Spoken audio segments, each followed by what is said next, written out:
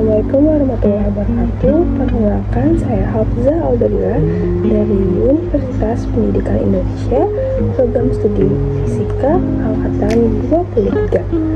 Jadi di sini saya akan memaparkan hasil pengamatan sementara saya ketika magang di PT Sari Dumai Oleo mengenai analisis karakteristik aliran gliserin pada distillation reboiler di PT Sari Dumai Oleo Marunda. Baik, next. Untuk daftar isi yang saya akan jelaskan, yang pertama ada latar belakang, yang kedua tujuan, yang ketiga manfaat, dan yang keempat hasil dan pembahasan. Baik, untuk latar belakang, yang pertama, industri kimia membutuhkan proses pemisahan untuk menghasilkan produk dengan kemurnian tinggi. Salah satu metode pemisahan yang paling banyak digunakan adalah distilasi, yang bekerja berdasarkan perbedaan volatilitas komponen dalam suatu campuran. Dalam proses pemurnian gliserin, distilasi menjadi tahap krusial karena menentukan kualitas produk akhir yang dihasilkan.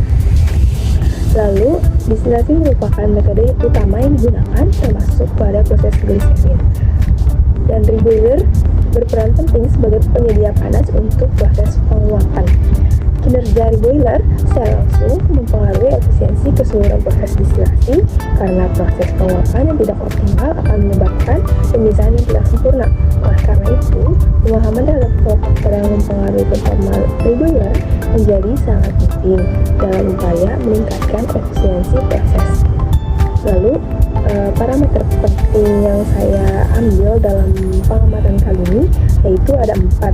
Yang pertama, kecepatan aliran, yang kedua viskositas, yang ketiga densitas, dan yang keempat bilangan Reynolds. Oke, next. Gliserin memiliki viskositas tinggi, maka menghasilkan cenderung kuat aliran laminer. Perpindahan panas kurang optimal jika aliran laminer, berbeda dengan aliran turbulen yang lebih efektif.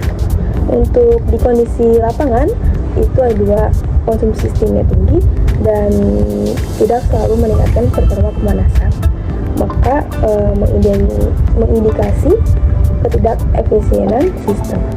Lalu, sistem beroperasi pada kondisi vakum itu dapat menurunkan titik didih dan dapat mencegah degradasi pada produk. Lalu, untuk pentingnya membedakan mana stabil dan optimal.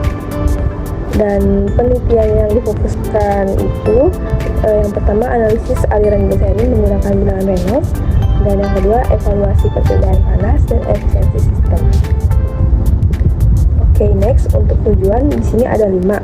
Yang pertama, menentukan karakteristik aliran gliserin berdasarkan nilai bilangan Reynolds dari data operasional.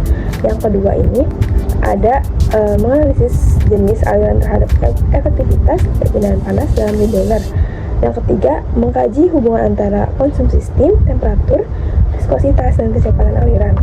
Yang keempat, mengevaluasi kondisi operasional reboiler apakah sudah optimal atau masih memiliki potensi perbaikan. Yang kelima, mengkaji hubungan antara konsumsi steam, temperatur, viskositas, dan kecepatan aliran. Oke, next. Untuk manfaat, penelitian ini memberikan manfaat dalam pengembangan ilmu mekanika fluida dan perpindahan panas, serta menjadi dasar evaluasi kondisi operasional reboiler di industri. Selain itu, penelitian ini mendukung upaya optimalisasi sistem dan membantu mengidentifikasi potensi penghematan energi melalui penggunaan steam yang lebih efisien. Oke, untuk metode penelitian, jenis dan pendekatan penelitian ini menggunakan penelitian kuantitatif, dan pendekatannya itu analisis deskriptif. Digunakan untuk menganalisis data operasional yang saya ambil. Lalu untuk fokus penelitian ini yaitu menganalisis karakteristik aliran fluida pada reboiler atau aliran gliserin. Oke, next ke hasil pembahasan. Di sini terlihat tabel pengamatan distillation reboiler.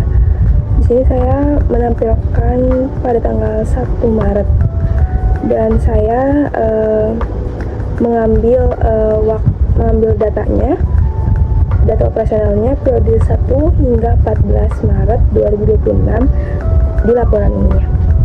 Lalu data diambil dalam interval waktu per jam dan waktu tertentu kurang lebih 8 jam, sehingga mempresentasikan kondisi rata-rata operasional. Dan data ini saya olah menggunakan Excel, dan di sini saya tampilkan hanya satu data dan sebagai data perwakilan, sedangkan data lengkapnya saya sajikan pada lampiran pada laporan.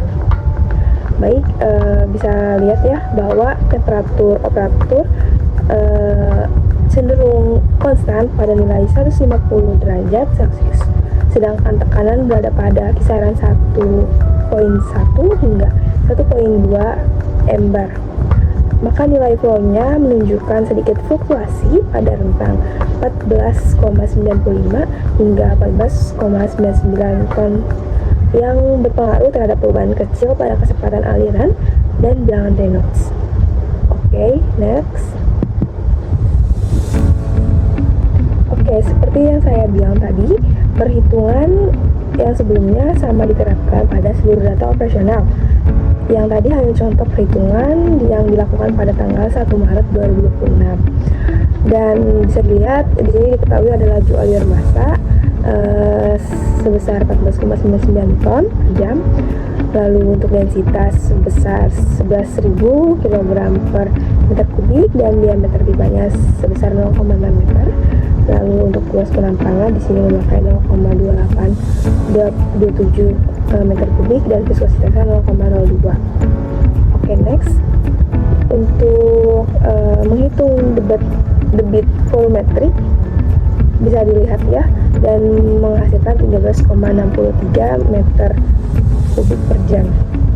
Dan untuk menghitung kecepatan aliran bisa dilihat rumusnya dan menghasilkan 0,01339 meter per second. Dan untuk menghitungan bilangan Reynolds bisa dilihat dan menghasilkan 41,8, dan menentukan jenis alirannya bisa dilihat untuk bilangan Reynolds kurang dari 23.000 itu laminar, dan 23.000 hingga 4.000 itu transisi, lalu yang 4.000 itu turbulen. Maka hasil perhitungan dari bilangan Reynolds ini menunjukkan bahwa aliran berada dalam kondisi laminar. Next, untuk hasil pengamatan tadi, temperatur operasi konstan kurang lebih 150 derajat Celcius, dan tekanan stabil pada 1,1 hingga 1,2 embar. Flow rate-nya juga stabil ya, sekitar 14,95 hingga 14,99 ton. Lalu menunjukkan sistem berjalan stabil secara operasional, dan hasil perhitungannya kecepatan aliran sangat rendah, kurang lebih sekitar 0,013 meter per second, dan bilangan Reynolds-nya kisaran 400 hingga 460, menunjukkan aliran berada pada kondisi laminar. Lalu untuk analisis karakteristik aliran, yaitu seluruh data menunjukkan Reynolds kurang dari 23.000, aliran 100% laminar karena dipengaruhi oleh viskositas glycerin tinggi. Yang kedua, kecepatan aliran rendah, maka aliran stabil tetapi tidak terjadi turbulen. Dan yang pengaruh terhadap perpindahan panas, aliran laminar itu berpindah panas tidak optimal dan terbentuk lapisan balon thermal. Lalu hambatan transfer pada panas dari steam ke fluida, efisiensi pemanasan menurun. Lalu untuk kecepatan aliran dan energi, kecepatan sangat rendah, yaitu sekitar 0,008 hingga 0,013 meter per second, dan mengakibatkan distribusi panas tidak merata, lalu terjadinya gradien temperatur tinggi. Oke, untuk interaksi steam, temperatur, dan viskositas, steam, temperatur, viskositas, lalu viskositas ke Reynolds. Namun, tidak cukup untuk mengubah aliran menjadi turbulen. Lalu untuk pengaruh tekanan atau vakum, tekanan itu sebesar 0,9 hingga 1,3 embar itu stabil. Yang tidak stabil itu kalau sudah mencapai 2 embar. Lalu fungsi vakum ini untuk menurunkan titik didih dan mencegah degradasi. Tidak berpengaruh signifikan ke aliran, karena itu termasuknya ke yellow glycerin. Lalu untuk keterbatasan data berupa rata-rata atau steady state dan tidak menangkap fluktuasi real time karena saya juga ada mengambil rata-ratanya atau per 8 jam. Lalu untuk evaluasi sistem stabil tapi belum optimal. Lalu kendala utamanya itu kebanyakan aliran laminar, lalu kecepatannya rendah, dan heat transfernya terbatas. Lalu mengakibatkan dampak yang pertama konsumsi steamnya tinggi dan efisiensinya rendah. Lalu untuk insight engineeringnya itu masalah utamanya viskositas tinggi glycerin dan sistem tidak bisa mencapai turbulen dan kebanyakan laminar. Dan fokus perbaikan pada pengamatan kali ini, optimasi kecepatan alirannya dan peningkatan efisiensi perpindahan panas. Sekian dari saya, terima kasih. Dadah.